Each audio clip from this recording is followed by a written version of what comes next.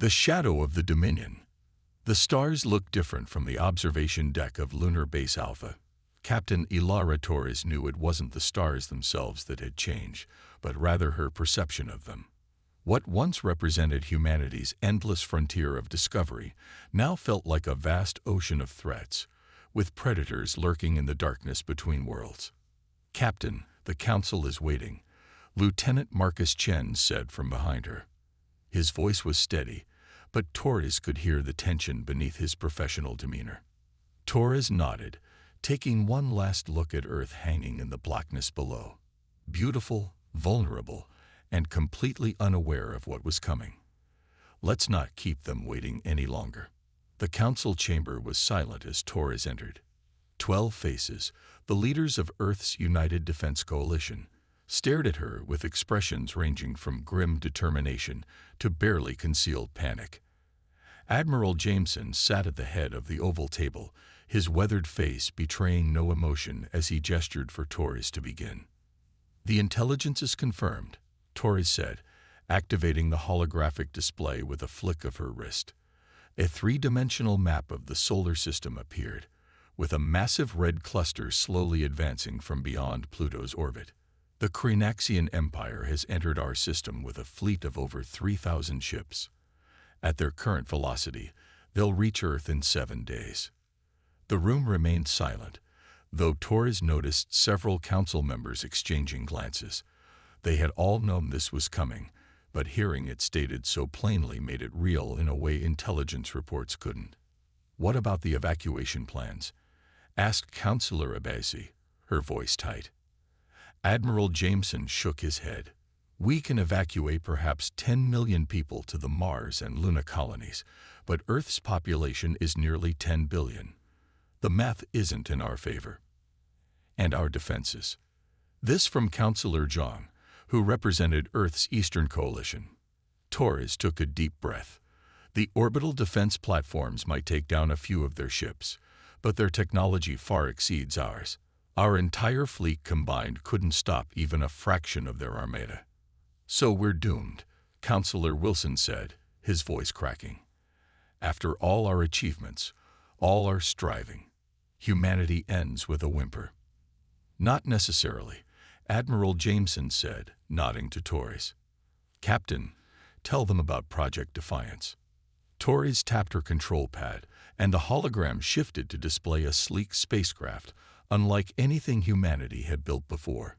Its hull gleamed with a material that seemed to absorb light rather than reflect it, and its unusual configuration defied conventional spaceship design. "This is the UES Defiance," Torres said. "A prototype vessel incorporating both human engineering and technology reverse-engineered from the Krinaxian scout ship we captured 3 years ago." Councillor Zhang leaned forward. "One ship against thousands. This is madness." "The Defiance isn't designed for conventional warfare," Torres explained. "It's equipped with a quantum displacement drive that allows it to move through space in ways the Krinaxians can't detect or predict. Its adaptive shield system can absorb and redirect energy weapons, and its targeting system is powered by our most advanced AI. "But it's still just one ship," Councillor Wilson insisted. Admiral Jameson stood, commanding the room's attention. "The Krinaxians don't know we have their technology. They expect to find a primitive species barely capable of interplanetary travel. Their arrogance is their weakness, and our only chance. The Defiance can't win in a direct confrontation," Torres admitted, "but it doesn't need to. Our intelligence suggests the Krinaxian Empire rules through fear and technological superiority. Their entire social structure depends on the belief that they're invincible." "You're proposing psychological warfare," Councillor Abasi said, understanding dawning in her eyes. Torres nodded. "If we can inflict enough unexpected damage, make them believe we're more powerful than we appear, we might force them to reconsider their invasion. The Krinaxians have conquered hundreds of worlds, but they've never faced humanity." The room fell silent as the council absorbed her words. It was a desperate plan, but desperation was all they had left. "Who would command such a mission?" asked Councillor Zhang. Admiral Jameson's gaze fixed on Torres. Captain Torres designed the Defiance. She knows its capabilities better than anyone. Torres felt the weight of 12 pairs of eyes upon her. She had known this was coming, had prepared herself for it. But the reality still sent a chill down her spine. One ship against an empire. A suicide mission with the fate of humanity hanging in the balance. "I'll need to select my crew," she said, her voice calm despite the storm of emotions beneath. "You misunderstand, Captain," Admiral Jameson said quietly. "The Defiance is designed to be operated by a single pilot, with all systems managed by its onboard AI. We can't risk more lives than absolutely necessary." Torres felt her throat tighten. "One person." "One person," the Admiral confirmed. "You." 12 hours later, Torres stood in the massive launch bay of Lunar Base Alpha, staring up at the Defiance. Its obsidian hull seemed to drink in the light, creating an outline of darkness against the bright white walls of the hangar. Engineers and technicians swarmed around it, making final adjustments before launch. "She's ready for you, Captain," said Dr. Vega, the chief engineer responsible for integrating the alien technology with human systems. "I've triple-checked every system. If anyone can make her sing, it's you." Torres nodded. "And the payload?" Dr. Vega hesitated just long enough for Torres to notice. "The NOVA device is installed in the central chamber. It's stable. For now." The NOVA, Neutron Oscillation Vortex Accelerator, represented humanity's most desperate technological gamble. A weapon designed using the most advanced understanding of particle physics, capable of generating a temporary artificial singularity. A miniature black hole that would collapse almost instantly, but not before unleashing destructive power beyond anything humanity had ever wielded. If all else failed, Torres would take as much of the Krinaxian fleet with her as possible. "Let's hope I don't need to use it," Torres said quietly. "Captain," a voice called from across the hangar. Torres turned to see Marcus Chen jogging toward her, dressed in a flight suit identical to her own. "Lieutenant, what are you doing here?" Torres asked, confused. "Coming with you," Chen said, as if it were the most obvious thing in the world. "You need a weapons specialist, and I'm the best we've got." Torres shook her head. "The mission is solo, Admiral's orders." "The Admiral reconsidered after I showed him my analysis," Chen replied, handing her a datapad. "The Defiance's weapons systems are too complex for one person to manage efficiently while also piloting. You need me." Torres skimmed the data, knowing Chen was right but reluctant to bring anyone else on what might well be a one-way trip. "This isn't your fight, Marcus." Chen's expression hardened. "With respect, Captain, this is everyone's fight. The future of our species is at stake. I'd rather die out there trying to save humanity than survive a few more days hiding down here." Before Torres could respond, Admiral Jameson's voice came over the hangar's communication system. "Attention all personnel. The Krinaxian fleet has accelerated. New arrival time, 36 hours. I repeat, 36 hours. Shocked murmurs swept through the hangar as technicians redoubled their efforts. Torres locked eyes with Chen, seeing her own determination reflected there. "Welcome aboard, Lieutenant," she said. "We launch in 1 hour." The interior of the Defiance was unlike any spacecraft Torres had piloted before. Where human vessels tended toward utilitarian design with exposed conduits and practical interfaces, the hybrid technology created an almost organic feel. Surfaces responded to touch, and holographic displays appeared wherever needed, following the crew's gaze. "Systems check complete," Chen reported from the weapons station. "All offensive and defensive measures online." Torres settled into the pilot's seat, which conformed to her body like memory foam. "Area. Status report. All systems functioning at optimal capacity, Captain," replied the ship's AI in a calm female voice. "Quantum displacement drive ready for activation. Course plotted to intercept the Krinaxian fleet at the orbit of Mars. Lunar Base Alpha to Defiance. Admiral Jameson's voice came through the communications array. "You are cleared for launch. Captain Torres, Lieutenant Chen, the hopes of humanity go with you." Torres took a deep breath, her hands moving across the control interface. "Acknowledged, Admiral. Defiance launching now." The Defiance slipped from its berth in the lunar hangar, its dark hull instantly blending into the blackness of space. There was no conventional engine flare, no visible propulsion. The quantum displacement drive moved the ship by briefly folding space itself, leaving nothing for enemy sensors to detect. As Earth and Luna diminished behind them, Torres felt a strange calm settle over her. The odds against them were astronomical, but here, now she was doing what she had trained for her entire life. Protecting humanity. Fighting back. "Aria, show me the enemy," Torres commanded. A holographic display materialized before her, showing the advancing Cranaxian armada. Thousands of ships arranged in perfect formation, each one a marvel of alien engineering. At the center was the flagship, a massive vessel nearly the size of Earth's moon, bristling with weapons that could reduce planets to ash. "According to our intelligence," Chen said, studying the formation, "that's the Emperor's personal command ship.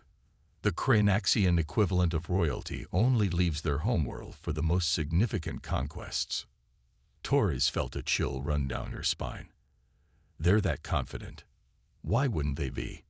Chen replied. "They've conquered hundreds of worlds, and none have successfully resisted." Torres stared at the overwhelming force arrayed against them, against Earth, and felt something harden inside her. The Cranaxians expected to find a helpless world ripe for conquest. They expected submission, terror, defeat. What they didn't expect was humanity's refusal to go quietly into the night. What they didn't expect was Captain Ilara Torres and the Defiance. "Set course for the outer edge of their fleet," Torres ordered. "It's time to introduce ourselves." As the Defiance accelerated toward the invading armada, Torres couldn't help but think of the irony. The Cranaxian Empire had expected to face millions of primitive vessels and a doomed resistance. Instead, they were about to confront one human ship and the beginning of their destruction. "Quantum displacement drive engaged," Aria announced. In an instant, the stars blurred around them as the Defiance leaped toward its destiny, carrying with it humanity's last, desperate hope. First contact, first blood. The quantum displacement drive created an odd sensation, a momentary feeling of existing everywhere and nowhere simultaneously. As the effect faded, Torres blinked away the disorientation to find the Defiance positioned at the outer perimeter of the Cranaxian fleet. So vast was their armada that even at this distance, enemy ships filled the view screen, their forms alien and predatory. "Stealth systems holding," Chen reported, his voice low as if the enemy might somehow overhear. "They haven't detected us yet." Torres studied the formation before her. The Cranaxian vessels maintained perfect spacing, moving with a synchronization that spoke of either incredible discipline or centralized control. She suspected the latter. Empires rarely fostered individual initiative. "RIA, analyze their communication patterns," Torres ordered. "Look for command ships, control nodes, anything that might disrupt their coordination if targeted." "Analysis underway," the AI responded, detecting high volumes of encrypted transmissions from vessels designated Alpha 7 through Alpha 12. These appear to be regional command ships. A tactical display materialized, highlighting 6 vessels spaced equidistantly throughout the formation. Unlike the uniformity of the other ships, these were larger, with distinctive arrays of communication equipment extending from their hulls. "Regional commanders," Torres mused. "Makes sense for a fleet this size. They can't all report directly to the flagship." Chen leaned forward, studying the display. "If we take out those command ships, we could disrupt their entire formation." "Exactly what I was thinking," Torres said, a grim smile forming. "Let's introduce some chaos into their perfect order. Aria, plot a course to Alpha 7. Keep us in stealth mode until my command." The Defiance moved silently through the enemy fleet, passing within kilometers of Krynaxian vessels without detection. Torres watched through the viewports as they glided past alien ships of various designs, some clearly built for combat, others for transport or support. All shared the distinctive angular architecture of Krynaxian engineering, with sharp edges and crystalline protrusions that seemed to serve both decorative and functional purposes. "They're completely unaware," Chen whispered, awe in his voice. "It's like we're a ghost." Approaching target, Araya announced. Alpha 7 is now within optimal weapons range. Torres took a deep breath. Once they fired, stealth would be useless. The energy discharge would announce their presence to every sensor in the fleet. Everything that followed would depend on speed, surprise, and the advanced capabilities of the Defiance. "Weapons status?" she asked. Ken's fingers danced across his console. Particle lances charged and ready. Neutron torpedoes armed. Targeting solutions plotted for both the command ship and its nearest escorts. Torres nodded. "On my mark. 3, 2, 1. Fire." The Defiance's stealth field dropped as its weapons systems surged to life. Twin beams of concentrated particles, technology stolen from the Krynaxians themselves, lanced out, striking Alpha 7 with devastating precision. The command ship's shields flared brilliantly before collapsing, leaving its hull exposed to the second volley of neutron torpedoes that followed.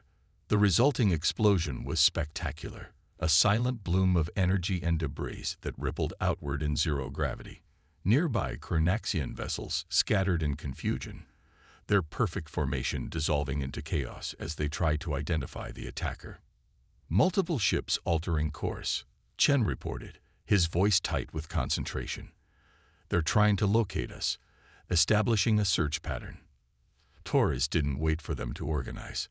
"Araya," quantum jumped to Alpha 10. "Let's hit them again before they realize what's happening." The Defiance phased out of normal space, reappearing moments later near another command vessel. This time, the Krynaxians were not completely unprepared. Alpha 10's shields were fully powered, and escorts moved to defensive positions. "They've raised their shields," Chen warned, "but they still don't know exactly where we are." "Target their shield generators," Torres ordered. "Then hit their communication arrays." The Defiance's weapons fired again, this time targeting specific systems rather than attempting to destroy the entire vessel. Alpha 10's shields flickered and failed under the precise assault, followed by its communication equipment erupting in cascading explosions. "Communication array destroyed," Chen confirmed. "They're blind and mute." Torres allowed herself a moment of satisfaction before reality reasserted itself. 2 command ships down, but the fleet was now fully alerted. Thousands of vessels were mobilizing, coordinating to locate and destroy the unexpected threat. "Captain, detecting multiple targeting scans," Araya warned. "Enemy weapons powering up throughout the fleet." "Time for another jump," Torres decided. "Araya, get us." Her order was cut short as the Defiance rocked violently. A lucky shot from a nearby Krynaxian cruiser had grazed their port side, temporarily disrupting the shield harmonics. "Minor damage to port shield emitters," Araya reported, recalibrating. "They got lucky," Chen said, checking his systems. "But now they have a general fix on our position." Torres gripped her console as the ship stabilized. "We've made our point. Araya, quantum jump us to coordinates Echo 5, beyond their sensor range." The Defiance phased out just as multiple energy weapons converged on their position. When they reappeared, the fleet was distant, a swarm of activity visible only as pinpoints of light against the black. "Damage report," Torres demanded. "Port shield at 60% and regenerating," Araya responded. "All other systems nominal. Weapons charged at 87% and rising." Torres allowed herself to breathe again. Their first strike had been successful.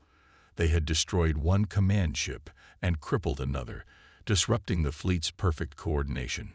More importantly, they had demonstrated that humanity wasn't the helpless prey the Kreenaxians had expected. Accessing enemy communications, Araya announced unprompted. Their encryption is similar to the systems from the scout ship. Decoding now. The main view screen filled with intercepted transmissions, both audio and visual. The Kreenaxians themselves appeared on screen, their appearance even more alien than intelligence reports had suggested.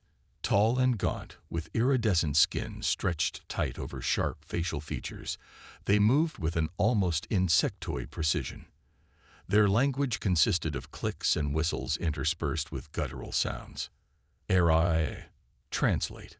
Torres ordered. The AI's voice overlaid the alien speech. Unknown vessel with advanced capabilities. Command ship Alpha 7 destroyed. Alpha 10 disabled. Emperor demands immediate capture or destruction of the intruder. All ships to maintain formation but increase defensive coordination. The invasion schedule remains unchanged. Chen glanced at Torres. They're still coming for Earth. But they're concerned, Torres noted. 2 ships down, and they're already reporting directly to their Emperor. We've got their attention. She studied the tactical display, watching as the massive fleet reorganized itself. The formation was changing, becoming more defensive, with escorts clustering around the remaining command ships and the enormous flagship at the center. They're adapting, Chen observed. Next attack won't be as easy. Torres nodded grimly. We didn't expect easy. Araya, how long until the fleet reaches Mars orbit? At current velocity, 18 hours and 27 minutes, the AI responded. And if we continue disrupting their command structure? Araya paused, calculating. If we can destroy or disable the remaining command ships, their advance would likely slow by approximately 40% while they establish alternative command protocols. Torres considered their options. The Defiance couldn't defeat the entire fleet. That had never been the plan. But they could delay, disrupt, and demoralize. Make the Kreenaxians question whether Earth was worth the cost. They've never faced anything like us before, Torres said thoughtfully. Their entire empire is built on overwhelming force against inferior technology. We need to undermine their confidence. Chen raised an eyebrow. How do you demoralize an empire? By being unpredictable, Torres replied. By making them fear what they don't understand. She tapped her console, bringing up a detailed scan of the fleet. Araya, identify their fuel and munitions transports. New highlights appeared on the display.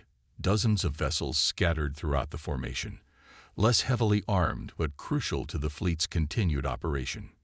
Perfect, Torres said, a predatory smile forming. Let's hit them where it hurts. Prepare for quantum jump to these coordinates. The Defiance reappeared in the midst of a cluster of Kreenaxian supply ships. Unlike the command vessels, these were lightly defended, their resources devoted to carrying rather than fighting. Multiple targets in range, Chen reported, fingers already moving across his weapons console. Firing solutions ready. Target their fuel cells, Torres ordered. Let's create a chain reaction. The Defiance's particle lances struck with surgical precision, piercing the thin armor of the nearest supply ship and igniting its volatile contents. The resulting explosion triggered a cascading effect as nearby vessels were caught in the conflagration, their own fuel reserves detonating in a spectacular series of silent explosions. Jump to the next cluster, Torres commanded as soon as the weapons had fired. Again and again, the Defiance appeared among the enemy's supply lines, striking and vanishing before an effective response could be mounted. With each attack, more of the fleet's vital resources were destroyed, leaving columns of burning wreckage in their wake. After the 5th such assault, Torres ordered a retreat to observe the results. On the tactical display, large sections of the Kreenaxian fleet were in disarray, with vessels breaking formation to avoid the spreading destruction, or to pursue phantom sensor readings of the Defiance. We've destroyed approximately 20% of their supply capacity, Araya reported. Their advance has slowed by 12%. It's working, Chen said, unable to keep the excitement from his voice. They're off balance. Torres nodded, but her expression remained serious. For now.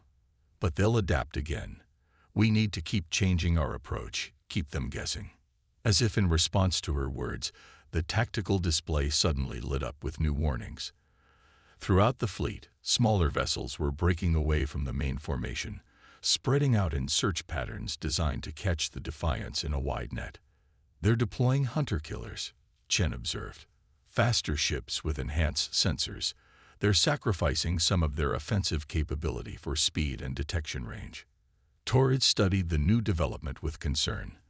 The hunter-killers would make their hit-and-run tactics more difficult, potentially catching them during a quantum jump transition when they were most vulnerable. HFY, can you analyze their sensor capabilities? She asked. Working, the AI responded. After a moment, it continued. Their sensors appear calibrated to detect the quantum displacement signature we leave when transitioning in and out of normal space. They cannot track us while in stealth mode, but they can predict where we might appear. Torres frowned. The Krenaxians were learning, adapting to the Defiance's capabilities faster than she had hoped. This was the danger of facing an advanced empire. They had resources, experience, and the collective knowledge of countless conquered civilizations to draw upon. We need to change tactics, she decided. If they're expecting hit and run, we'll give them something different. She turned to Chen. How's your aim, Lieutenant? Chen straightened in his seat. Best in the fleet, Captain. Why? Torres manipulated the tactical display, zooming in on the heart of the Krenaxian formation, the massive flagship that housed their emperor. Because I think it's time we introduced ourselves properly to the leadership. Chen's eyes widened as he understood her intention. You want to target the flagship? That's suicide. It'll be the most heavily defended vessel in the fleet. We're not going to attack it directly, Torres clarified. Just get its attention. She outlined her plan quickly, a series of precise strikes, not at the flagship itself, but at its defensive screen. Not to destroy, but to demonstrate that even the Emperor wasn't beyond their reach. It's still incredibly risky, Chen warned. If we miscalculate, then Earth falls either way, Torres said firmly. But if we succeed, we put doubt directly into the Emperor's mind. Show him that his invincible fleet has vulnerabilities, that this conquest won't be as simple as he thought. Chen held her gaze for a long moment before nodding.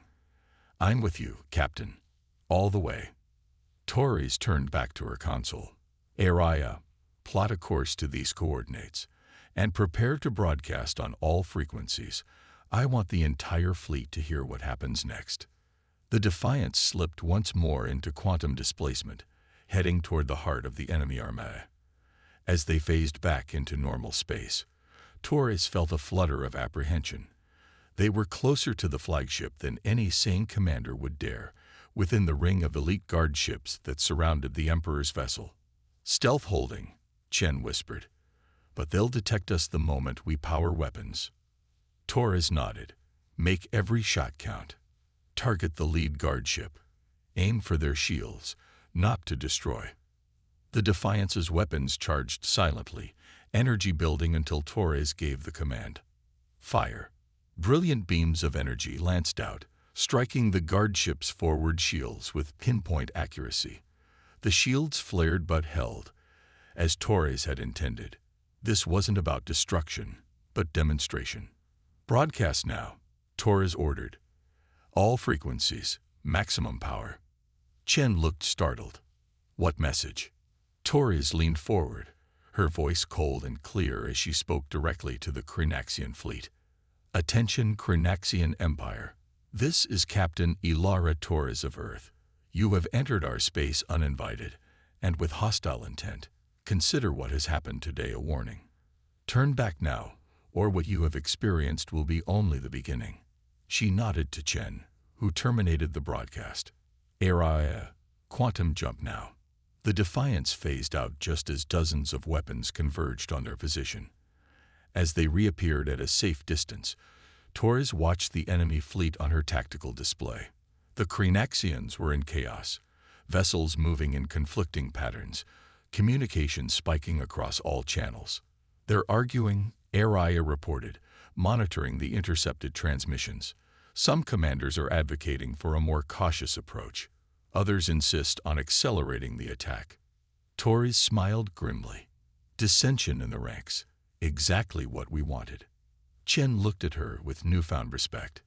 "Psychological warfare. You're making them doubt themselves." "It's just the beginning," Torres said, watching as the massive fleet struggled to reorganize itself. The Cranaxians expected to find a primitive species cowering before their might. Instead, they found humanity. As the Defiance drifted silently in the void, Torres considered their next move. They had bloodied the Empire's nose, disrupted their perfect order, and sown seeds of doubt. But the real battle was just beginning. The Cranaxians were still coming for Earth, and despite their successes, the Defiance was still just one ship against thousands. But sometimes, Torres reflected as she watched the enemy fleet recalibrating its approach, one was all you needed to change the course of history. "Araya," she said quietly, "plot our next attack vector. It's time to show the Cranaxians exactly what they're up against." The hunt begins. Aboard the Cranaxian flagship Eternal Dominion, Emperor Vexcor stormed across the bridge, his iridescent scales shifting from royal blue to crimson with rage. Around him, high-ranking officers maintained a respectful distance, their postures rigid with fear. "Explain," the Emperor hissed, the translator embedded in his throat converting the Cranaxian clicks and whistles into something approximating human speech. "Explain how a single vessel has crippled 2 of my command ships, destroyed 20 supply vessels, and breached my personal security cordon." Fleet Commander Zalven stepped forward, head bowed in submission. "Great Emperor, the human vessel possesses technology we did not anticipate. Its ability to appear and disappear at will makes conventional tactics ineffective." "Technology we did not anticipate." Vexcor's voice dropped dangerously. "Are you suggesting these primitives have developed capabilities beyond our understanding?" "No, Great Emperor," Zalven quickly clarified. "The technology appears to be ours." A shocked silence fell over the bridge. The Emperor's scales shifted again, now pulsing with dark purple, a sign of deep contemplation among his species. "Impossible," he finally said. "Our technology is secured with our lives." "The scout vessel," another officer ventured cautiously. "The one that went missing in this system 3 revolutions ago. We assumed it was lost to navigational error, but—" The Emperor's gaze fixed on the tactical display, showing the human vessel's attack pattern. "They captured it, studied it, and now they use our own advancements against us." His mandibles clicked in what might have been appreciation. "Perhaps these humans are more resourceful than our intelligence suggested." He turned to Zalven. "Assemble a hunter squadron. Your best tacticians, your fastest ships. Find this human vessel and destroy it." Zalven bowed deeply.